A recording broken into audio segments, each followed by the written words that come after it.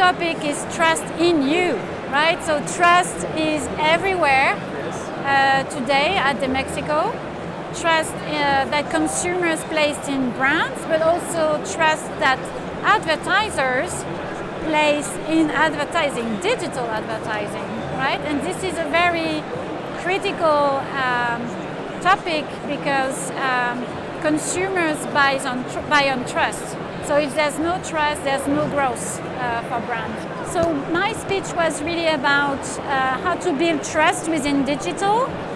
We are at this very special moment, just like in the Truman Show, when Truman realized that the world around him maybe not as real as he thought it would be. It's exactly the same for us as consumers or for advertisers. We are just questioning the reality of what we experience online just because of all the scandals, Cambridge Analytica, all the fake news phenomenon, the deep fakes coming to the market now. This is a very special moment where we realize that we shouldn't take everything for granted and we need to question the reality of what we buy. For example, if you are in a media agency and as a consumer as well, we need to be more demanding and make sure that we get the privacy and the security that we should have when transacting online. It's difficult for me to answer as we are, Teads, so I cannot really tell for YouTube, but I guess that from an agency standpoint, what is critical at the moment is to get the transparency from their buyers and have a full visibility of what they buy, in which context they buy.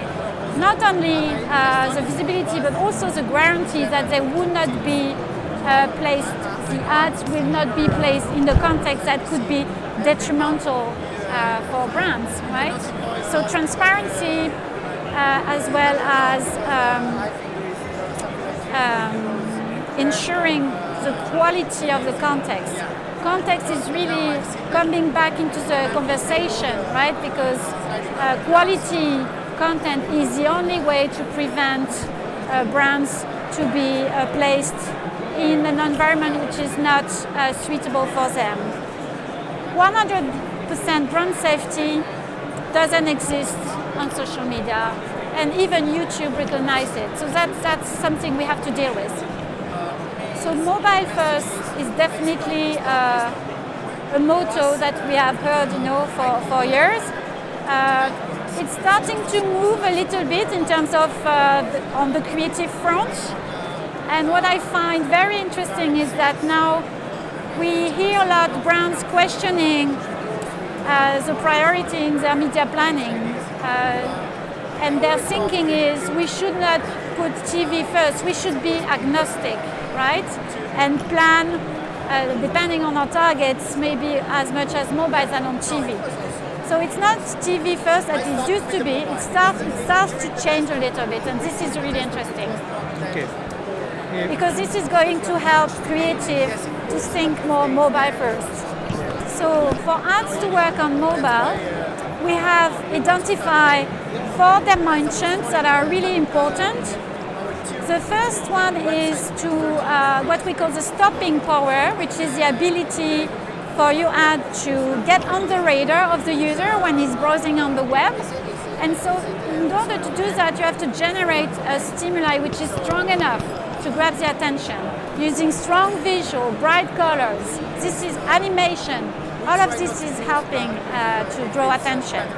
The second dimension is to lock the user, which is to make him decide to watch your ad in less than 1 second, which is the time we need to process the ad, right? So this is very important to have all the relevant information for the user to decide whether or not he's going to watch, given that our brain prioritizes information in our visual feed which are relevant to us and rewarding. So we have to put a brand logo for Nike, for example, so that a user who likes Nike decide to watch the ad. So that's the locking power. And then we have a third dimension, which is the ability of the ad to retain attention. Right? This is key. We want to move further and engage the user for more than 1 second. And in order to do that, we have to make sure the ad is understandable and engaging from beginning to end, right? And it really comes down to the story. The story has to be strong enough. You have to get the user intrigued with suspense. You have to have a good pace in your story so that you keep the user engaged until the end. And then the last part is what we call the persuasion power, which is the ability for the ad to deliver a positive response and to deliver the outcomes. It could be branding or driving traffic to a site, and it's really easy to enrich an asset with call to action, for example, or end screen to springboard the messaging and drive action. Yeah, so we're starting to see a lot of focus on attention at the planning stage, which is super important given the scarcity of attention on mobile. But we think there is an opportunity to move one step further and to buy on attention, which is a new feature we are offering to buyers within our Teads Ad Manager. You can define your threshold of viewability. It could be the MRC threshold at 2 seconds or maybe 9 seconds. So if you define 9 seconds, then you will only buy ads that go that are viewable for more than 9 seconds, right? And the rest will be for free, right? And this is verified by Moat, right? So this is really taking the industry one step further than what we are doing at the moment, where we buy on impressions and buyers transact on CPM. This is really a major progress. So personalization is a very important piece for modern marketing, because by personalizing ads, we make them more relevant to the user.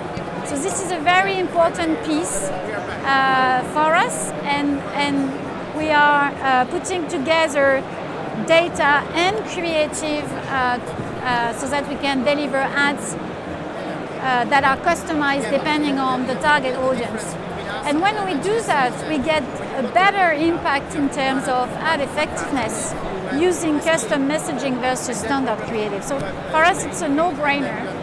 The difficulty is to have a good quality of data, which we have at Teads. We have first-party data, and also technology, which is called DCO, to automate the personalization. Right? So that's something that we have at Teads, so we are in a good position to deliver that.